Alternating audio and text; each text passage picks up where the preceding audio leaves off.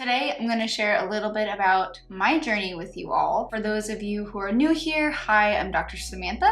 I'm a naturopathic doctor that specializes in hormone health and specifically fertility care. And today, I'm going to talk about my story with my health journey and my trying to conceive journey. So hi and welcome. Today we're going to talk about my personal story. Now, I don't share a lot of my personal stuff on here with you, but I do think it's important to be open and honest and just kind of share where my current journey is at. Now, most of this has not been shared online. There's been bits and pieces here and there, but overall, this entire story has definitely not been shared. So where do I even want to start? Let's start to a few months ago when I got in a car accident. Back in June, I think it was June 10th to be specific, I was in a car accident where I was driving on the freeway and someone hit me going, I would say at least 55 to 65 miles per hour from behind.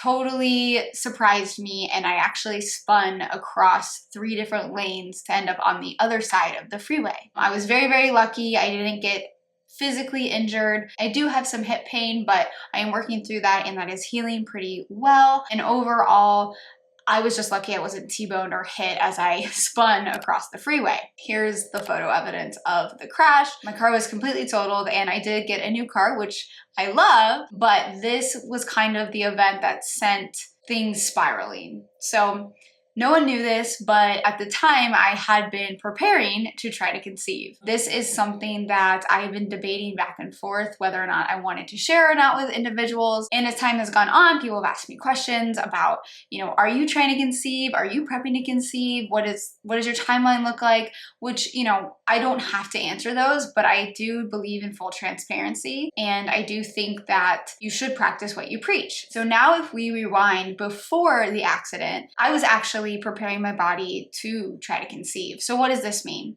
To a lot of people, I preach about getting your body ready to conceive because I believe if you're going to prepare for a test, if you are going to prepare for a marathon, why not prepare for a pregnancy? It's the biggest change your body is ever going to experience next to menopause. So in my opinion, I think it's really good to prepare. I did gut testing, hormonal testing. I had everything looking in tip-top shape. And really about a month before I was going to start trying to conceive, the accident happened. And to most people, they might be like, okay, but you were fine. What does that have to do with anything? Well, it has a lot more to do with things than people think. Some people will say it's hippy-dippy of me to say or woo-woo, but there are countless studies out there that show that traumatic events and levels that will spike your cortisol or even being really sick can cause your health to take a downward fall or slide backwards. And in my case, I had already had a lot of stuff going on. I had already fought candida in my gut. I had worked through my thyroid on and off. It's been good and bad, and I had in a really good place. Without medication, which was wonderful. But as time went on after the accident, I noticed a few things happening. One, I noticed that I was experiencing extreme fatigue, more than I had ever experienced, honestly, even in medical school. 2, I noticed that a few months later, my hair was falling out, or more of it was. This is something that makes a lot of sense because honestly, after any stressful event, you usually do shed about a few months later, even after getting COVID or something, that can cause your hair to shed. COVID was one example, but a car accident is another. 3, my bowel movements were not as regular as they should have been. 4, my cycle was way off. Now, what does this mean? My cycle was beautiful. I had it down. I definitely practiced what I preached. My cycle was 30 days, a little bit of cramping, slight bloating, but overall my symptoms were very, very mild and I felt good on my cycle. So this was honestly the most frustrating one because I'm okay, dealt with the thyroid before, we can get that back. Candida stuff. Your immune system can be impacted by a release of cortisol. Your immune system being thrown off can definitely impact your gut health. Your gut health is 75% of your immune system, for those of you who want to argue that point, which you can look up. And at the end of the day, those things I felt like I've worked through a lot and I've handled a lot and I've been able to heal those fairly quickly, honestly. But my menstrual cycle being off was really frustrating to me. It hadn't been off in years, years and years and years. And I had worked so hard to be at this place for so long. So it was a little devastating. To be honest, I was really mad. At first, I didn't want to admit it to myself, and I was like, nope, it's fine. There's no way I had anything to do with the accident. But the more and more I just started thinking about things, I was like, I track my cycle and I write my symptoms, and I'm like, nope, the cycle since my accident, I've been experiencing these symptoms, which I did not have before. So it all just kind of came down to the fact that, you know, in that traumatic moment, I'm assuming my cortisol was through the roof because, I mean, I felt wired for days. And then when I finally had time to crash, my body had experienced the aftermath. 1, your thyroid has a lot to do with your cycle. So does your gut health. 2, your cortisol can absolutely impact your reproductive hormones. You know, maybe we could do a part 2 talking about how that works, but ultimately, like, I knew that this was linked. So I got to work. I started doing all my labs. I am now having a treatment plan in place to work through my thyroid and my gut health and my hormones. And I am waiting on a couple hormone labs. And to be honest, I'm actually getting my day 3 labs literally in like 10 minutes. So I'm going to have all of that stuff ready to look at and start creating my own treatment plan.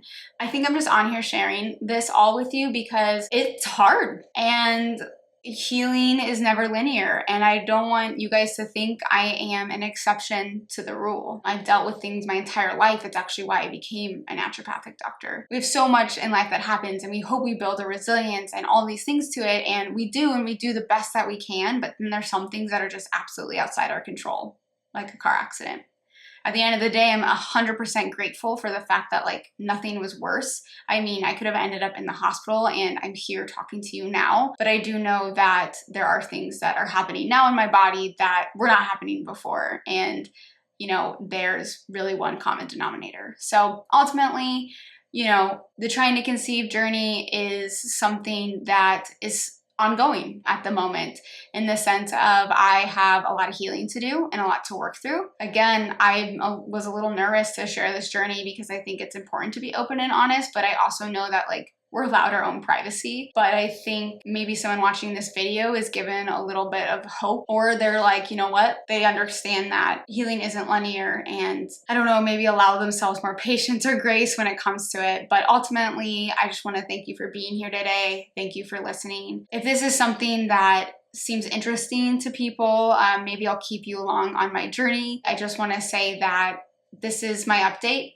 And I'm about to go get my day 3 labs, which are estrogen, FSH, and LH, and I'm looking forward to seeing what those are, because my progesterone to estradiol ratio is probably not ideal just from the symptoms that I'm experiencing. I'm getting a lot of cramps, some spotting before my period, which that's a new thing, and the cramps are just like unreal. And I have not experienced cramps like this in like 10 years. So for those of you who have really bad cramps, I feel for you, and I'm sending you lots of love because it is not fun. So I'm assuming that there's definitely an imbalance there, and I'm gonna work on it. And that's all we can do, right? So anyway, today's video was a little different. I hope you did learn something new from it. If you have questions, please put them down in the comments. And I hope you have a beautiful rest of your day. Don't forget to hit the subscribe button. We do come out with a new video every single Friday.